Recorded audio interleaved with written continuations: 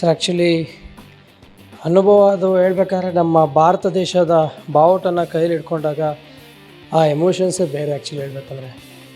ನಾವು ಯಾವುದೇ ಒಂದು ಒಂದು ಪ್ರೈಸ್ ಗೆದ್ದಾಗ್ಲೂ, ಒಂದು ಪ್ರೈಸ್ ಮನಿ ಕೊಟ್ಟಾಗಲೇ ಆಗಲಿ, ಒಂದು ಟ್ರೋಫಿನೇ ಕೊಟ್ಟಾಗೆ ಆಗಲಿ, ಅದರಲ್ಲಿ ಸಿಗದೇ ಇರೋಷ್ಟು ಖುಷಿ ನಮಗೆ ಒಂದು ನಮ್ಮ ಭಾರತ ದೇಶದ ಬಾವುಟನ ಇಟ್ಕೊಂಡಾಗ ಅದರಲ್ಲಿರೋ ಒಂದು ಸಂತೋಷನೇ ಬೇರೆ. ಅದನ್ನು ಹೆಮ್ಮೆ ಅಂತ ವಿಚಾರ ಅಲ್ವಾ ಅದು. ಸೊ ಅದು ಯಾರಿಗೇ ಆಗಲಿ ಮೈನ ಒಂದು ಜುಮ್ ಅನ್ಸೋಂಥ ಕ್ಷಣ ಅದು. ಅನುಭವದ ಬಗ್ಗೆ ಹೇಳಬೇಕಂದ್ರೆ ನಮ್ಮ ಬಾಡಿ ಬಿಲ್ಡಿಂಗ್ ಫೀಲ್ಡ್ ಅಂದ್ಬಿಟ್ಟು ಒಂದು ಟಫೆಸ್ಟು ಸ್ಪೋರ್ಟ್ಸು ಮತ್ತು ಕಾಸ್ಟ್ಲಿಯೆಸ್ಟು ಸ್ಪೋರ್ಟ್ಸು. ಕಾಸ್ಟ್ಲಿ ಅಂತ ಇಟ್ಕೊಂಡಾಗಲಿ ಇದು ಯಾರೋ ಲೈಕ್ ರಿಚ್ ಪೀಪಲ್ಸ್ ಆಗಲಿ ಕಮ್ಮಿ ಜನ ಮಾಡೋಂಥದ್ದು. ಬಾಡಿ ಬಿಲ್ಡಿಂಗ್ ಅನ್ನೋ ಸ್ಪೋರ್ಟ್ಸ್ನ ಆಗಲಿ ತೊಗೊಳೋದು ಬಂದ್ಬಿಟ್ಟು ನಮ್ಮಂಥ ನಾರ್ಮಲ್ ಬೇಸಿಕ್ ಮಿಡಲ್ ಫ್ಯಾಮಿಲಿ ಅಂತ ಹುಡುಗರು. ಯಾಕಂದರೆ ನಮಗೊಂದು ಹಠ ಇರುತ್ತೆ ಲೈಫಲ್ಲಿ ಏನಾದ್ರು ಒಂದು ಸಾಧನೆ ಮಾಡಬೇಕು, ಮುಂದೆ ಬರಬೇಕು ಅಂತ. ಅದರಲ್ಲಿ ಆ ದುಡ್ಡನ್ನ ನಾವೆಲ್ಲ ಅರೇಂಜ್ ಮಾಡಿಕೊಂಡು ಅದ್ರ ಸ್ಪಾನ್ಸರ್ಶಿಪ್ ಅಂತೂ ಯಾರೂ ನಮ್ಗೆ ಸಿಗೋಲ್ಲ. First of all body building sports ಅಂದರೆ ಯಾರೂ ಸ್ಪಾನ್ಸರ್ ಮಾಡೋಕ್ಕೆ ಬರೋಲ್ಲ. ಆ ಸ್ಟ್ರಗಲ್ನ ನಾವೇ ಫೇಸ್ ಮಾಡಬೇಕಾಗತ್ತೆ. ದುಡ್ಡೆಲ್ಲ ಅಡ್ಜಸ್ಟ್ ಮಾಡಿದ್ರೂ ಸಹ ಆ ಡೆಡಿಕೇಷನು, ಆ ಹಾರ್ಡ್ ವರ್ಕು, ಮೇಯ್ನ್ಲಿ ಹೇಳ್ಬೇಕಾದ್ರೆ ಡಿಸಿಪ್ಲಿನ್. ಆ ಡಿಸಿಪ್ಲಿನ್ ಇದ್ದರೆ ಮಾತ್ರ ನಾವೊಂದು ಸ್ಟೇಜ್ಗೆ ಹೋಗೋಕ್ಕಾಗೋದು. ಆ ಎಕ್ಸ್ಪೀರಿಯೆನ್ಸ್ ಅಂತ ನಾನು ಇದರಲ್ಲಿ ಯಾವತ್ತೂ ನಾನು ಕಷ್ಟ ಅಂತ ಏನು ಪಟ್ಟಿಲ್ಲ. ತುಂಬ ಎಂಜಾಯ್ ಮಾಡಿದೆ. ಯಾಕಂದರೆ ಇದು ನನ್ನ ಲೈಫ್ನ ಒಂದು ಟರ್ನಿಂಗ್ ಪಾಯಿಂಟ್ ಆಗಿರೋದ್ರಿಂದ ಸೊ ಇದನ್ನು ಎಂಜಾಯ್ ಮಾಡಿದ್ರೆ ಮಾತ್ರ ಅದು ಸಾಧ್ಯ.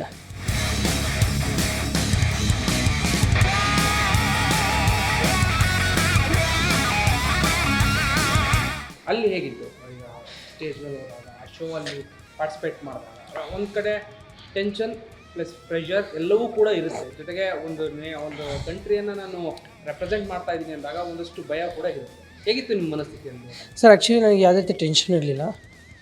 1%, 0.1% ಕೂಡ ಭಯನೂ ಇರಲಿಲ್ಲ. ನನಗಿದ್ದು ನಾನು ಗೆಲ್ಲಬೇಕಂತ ಹೋಗಿಲ್ಲ. ಯಾಕಂದರೆ ಇದು ನನ್ನ ಫಸ್ಟ್ ಸ್ಟೇಜು. ಇದಕ್ಕೆ ಮುಂಚೆ ಯಾವ ಕಾಂಪಿಟೇಷನು ನಾನು ಮಾಡಿಲ್ಲ. ಇದು ನನ್ನ ಫಸ್ಟ್ ಸ್ಟೇಜು, ಫಸ್ಟ್ ಕಾಂಪಿಟೇಷನು. ನಾನು ಹೋಗಿ ನಾನು ಸ್ಟೇಜ್ ಮೇಲೆ ನಿಂತ್ಕೊಂಡ್ರೆ ಸಾಕು ಅನ್ನೋ ಒಂದು ಆ ಖುಷಿ ಇತ್ತು. ಆ ಒಂದು ಸಾಕು ಅನ್ನೋ ಥರ ಇತ್ತು. ಬಟ್ ನನ್ನ hard work in a sense ನನ್ನ ಲೆಕ್ಕ ಇರ್ಬೋದು, ದೊಡ್ಡವರ ಆಶೀರ್ವಾದ ಆಗಿರ್ಬೋದು, ಇದೆಲ್ಲ ಸೇರಿ ನಾನು ವಿನ್ ಆಗಿದ್ದು. ಸೊ ಯಾವುದೇ ರೀತಿ ನನ್ನ ಹಾರ್ಡ್ ವರ್ಕ್ ಅಂತ ಮಾತು ಹೇಳಿದ್ರೆ ತಪ್ಪಾಗುತ್ತೆ. ಯಾಕಂದರೆ ನನ್ನ ಸರ್ಕಲ್ ಸಪೋರ್ಟೇ ಆಗಿರ್ಬೋದು. ಇಷ್ಟು ಜನದ್ದು ಇತ್ತು. ಭಯ ಅಂತೂ ಇರಲಿಲ್ಲ ಸರ್. ಭಯ ಟೆನ್ಷನ್ ಏನೂ ಇರಲಿಲ್ಲ. ಸೊ ಸ್ಟೇಜ್ ಹತ್ಬೇಕಾದ್ರೆ ಕೇಳಿದ್ರು ಭಯ ಆಗಬೇಡಿ ಅಂದರು.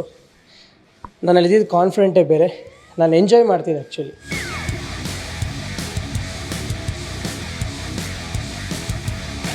ಫಸ್ಟ್ ರೌಂಡಿಂದ ಎಷ್ಟು ಜನ ಓವರ್ ಆಗಿದೆ? ಸೊ ಆ್ಯಕ್ಚುಲಿ ಇದರಲ್ಲಿ ರೌಂಡ್ಸ್ ಅಂತ ಬಂದರೆ ಇದರಲ್ಲಿ ಫಸ್ಟ್ ರೌಂಡ್ ಒಂದೇ ರೌಂಡ್ ಬರೋದು ಆ್ಯಕ್ಚುಲಿ ನಮ್ಮದು. ಸೊ ಇದರಲ್ಲಿ ನಂದಲ್ಲಿ ಬಂದ್ಬಿಟ್ಟು 10 ಮೆಂಬರ್ಸ್ ಇದ್ದರು. ಆ 10ಲ್ಲಿ ದುಬೈ, ಶ್ರೀಲಂಕಾ, ಥಾಯ್ಲ್ಯಾಂಡು, ಚೈನಾ, ಸೊ ಇಂಡಿಯಾದಿಂದ ಒಂದು ಪಂಜಾಬಿಂದ, ಕರ್ನಾಟಕದಿಂದ ಒಂದಿಬ್ಬರು.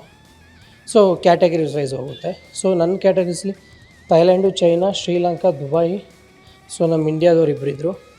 ಸೊ ಅದರಲ್ಲಿ ನನಗೆ ಬಂದು ಅಷ್ಟು ಜನದಲ್ಲಿ ನನಗೆ ಪ್ಲೇಸ್ಮೆಂಟ್ ಆಯಿತು, ಫಸ್ಟ್ ಪ್ಲೇಸ್ ಆಯಿತು. ಯಾವ ಬೇಕಾದ್ರೆ ಸೊ ಇದು ವೆಯ್ಟ್ ಕ್ಯಾಟಗರಿ ಅಂತ ಬರೋಲ್ಲ. ಈಗ ನೋ ವಯಸ್ಸು, ರೂಕಿ ಅಂತ ಡಿಫ್ರೆಂಟ್ ಕ್ಯಾಟಗರೀಸ್ ಬರುತ್ತೆ. ಸೊ ಅದರಲ್ಲಿ ಒಂದು ಕ್ಯಾಟಗರಿಲಿ ನಾನು ಮಾಡಿದ್ದು.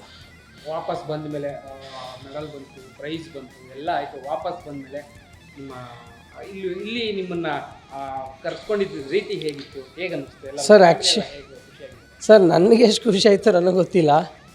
ಬಟ್ ನನ್ನ ಸುತ್ತ ಇರೋ ಫ್ರೆಂಡ್ಸ್ ಆಗಿರ್ಬೋದು, ಫ್ಯಾಮ್ಲಿ ಆಗಿರ್ಬೋದು, ಸೊ ಮುಖ್ಯವಾಗಿ ಹೇಳ್ಬೇಕಂದ್ರೆ ನನ್ನ ಡೆಡಿಕೇಷನ್ ಲೆವೆಲ್ಗೆ ಹಾರ್ಡ್ ವರ್ಕ್ ಆಗಲಿ ಅದು ನಾನಂದರೆ ತಪ್ಪಾಗುತ್ತೆ. ಆ್ಯಕ್ಚುಲಿ ನನ್ನ ತಮ್ಮ ಅಜಯ್, ಅವನ ಸಪೋರ್ಟ್ ತುಂಬಾ ಇತ್ತು ಆ್ಯಕ್ಚುಲಿ. ಅವನು ಪಾಪ ನಿದ್ದೆ ಎಲ್ಲ ಕೆಟ್ಟು ನನಗೋಸ್ಕರ ನಾನೊಂದು ವಿನ್ ಆಗಿರೋದ್ರೆ ಅದು ಮುಖ್ಯವಾಗಿ ಅವನೊಬ್ಬನೇ ಕಾರಣ. ಅದಕ್ಕೆ ಖುಷಿ ಆಯ್ತು.